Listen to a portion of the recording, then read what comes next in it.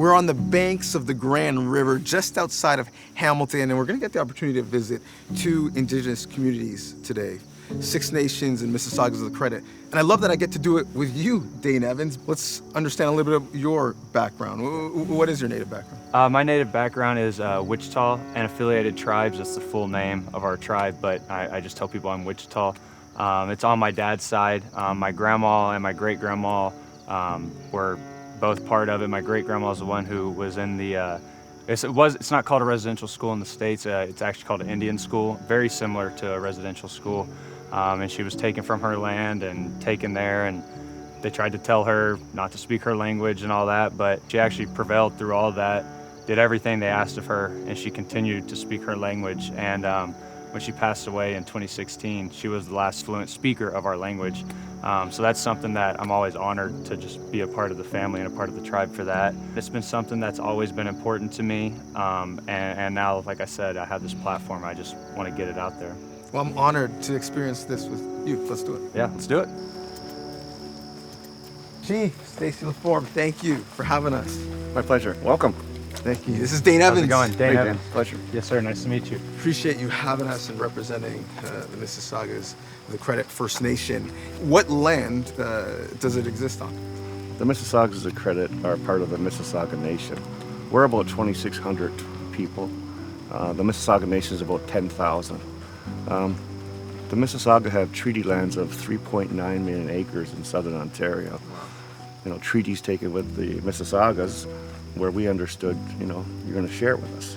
But the Canadian perspective and before that the Crown and the English perspective as well, no, you're giving this up. This is ours. The history of the Mississaugas was to the point where that not only did we lose most of our land, but we also lost our way. We lost most of our culture and our practices. And so we began to re-identify with who we were. When we are spending time to reflect, to learn, what should we be focused on? Reconciliation's a word. Is it enough? I don't know, but it's good enough. It's fine, we can use reconciliation. But the idea is we try to make things better. We try to put things back the way they were intended to be before we made all these foolish steps to try and think that everything should all be the same. What a boring world we'd live in if everything was the same. You know, the uncovering of the children, that was a moment in time that I think slapped a lot of Canadians in the face and said, whoa, I didn't know this was going on. You know, and there was no more time to deny or say this didn't happen or, you know, that's not involved me. These are our kids, all our kids. And that was a moment I think that was a reality check for this country. This next stop will be interesting for you, given your real interest in language. Yeah, let's do it. I'm stoked about it. Nikki, thank you for having us. Hi, This is I'm Dane Nikki. Evans. Hi, Welcome. Dane. Nice to meet you. He's a much meet you. better student than I am. I'm bad at all languages, including English. But language, in terms of the Mississaugas of the Credit, how important is it to continue to teach it so that it's not lost? In our language is our whole world view. So it enriches us because it gives us, first of all, a sense of pride in who we are. But it also reminds us of our connection to the natural world and nature. So if you're a speaker of our language, you don't have to be taught to respect the environment or to respect the animals, because those teachings are all within our language.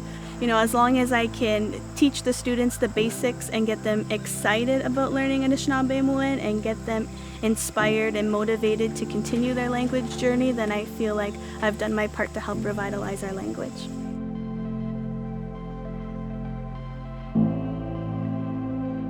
Kevin Sandy, CEO, Director, of the Iroquois Lacrosse Program. Thank you for having us. Dane Evans, quarterback, you sling it in a different way. What is your lacrosse expertise?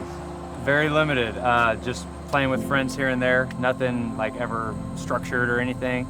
So I'm excited about what Kevin's going to be teaching me today. Yeah, we're both here to learn. And the first thing is, you know, we say lacrosse, but really it's the creator's game. What is the history of the sport in your culture? Yeah, well, my culture is Haudenosaunee, and then in my language, in English, if I kind of change Haudenosaunee, that would mean people of the Longhouse are the ones who build the longhouses, because that's where our people lived, our way of life and our teachings. We had games. We had games that we played, like you say, this stick ball game that you see here that you know is known as lacrosse, and a lot of Canadians and Americans know it as lacrosse. For us, it's called Diwan Kachikwa. It's connected to who we are. It's connected to everything that is purely spiritual about who we are as Haudenosaunee people. When we're playing at the Longhouse, we're also playing to honor those thunder beings. Right. Yeah, you heard thunder earlier today. I'm not sure if you heard it or not. Like I say, but when I hear thunder, I love that sound, right? Because I know it's going to nourish Mother Earth. Right. Yeah, right now we're at harvest time. But like I say, springtime, because when we play our game, we play to honor those 7 thunder beings. Cody Jameson. What's going on, guys? Thank you for welcoming us going on? to How's it going? your Nice to house. meet you, sir. Nice to meet you. Mohawk lacrosse player, pro athlete, representing Turtle Clan. You know him well as a Ticat season ticket holder. Yes, I do. How important is lacrosse, modern day, to Mohawk people? Yeah, for all of our Haudenosaunee people, our 6 nations, it's medicine, you know, and it's not in the sense of you know, taking a pill because I'm sick. It's a lot of other things. You know, we struggle with mental health, and I find, you know, being in a team function definitely helps that. I was struck reading the 94 calls to action by the Truth and Reconciliation Commission that 5 of them were directed to sport. How have you seen sport, specifically lacrosse, help, you know, change some of the systemic barriers that we have for Indigenous people in this country? For me personally, it's helped tremendously. I don't think I would have been able to say that I would have a post-secondary education if it wasn't for lacrosse. Similar to the role of sport back home? Yeah, exact same. Everything Cody's saying about lacrosse is like literally me with football. I went to the University of Tulsa, and I wouldn't even been able to get into that school if it wasn't for football. So much like Cody owes a lot to lacrosse, I owe a ton to football, and it's just awesome to be like passionate about sport like that, especially being Native kids growing up. When there's community support and family support, you know, that's what really it makes a difference. And so we always try to make sure that, you know, that people feel supported. Let's go! Let's go! Man, what a day. When we talk about truth and reconciliation in this country, talk about listening and learning, I'm an active learner. I felt like I learned so much. What was the biggest takeaway for you? Yeah, I'm the exact same way. I'm very hands-on, very active. It's one thing to read about it online or in a book or whatever, but when you get out here and you talk to the people that live out here and that are from here, for me, I'm a sport guy, so it was amazing to see how sport is correlated to everyday life in this instance, and how a game such as lacrosse or football can like tie everything in together bigger than sport. So that was pretty awesome. We might all be from different walks of life, right? Like I'm from the States, everybody up here is obviously from up here, but we're all pulling towards the same thing. Like everybody knows that like what happened was bad, and it's not about just like pushing it away anymore. It's about learning about it and moving forward from it. Well, certainly we want to pay our respects, but also we had the opportunity to have a lot of fun. So appreciate you for coming out here and getting a little bit uncomfortable, but having an awesome time. Yeah, no, it was fantastic. It was great, and I'd love to do it again.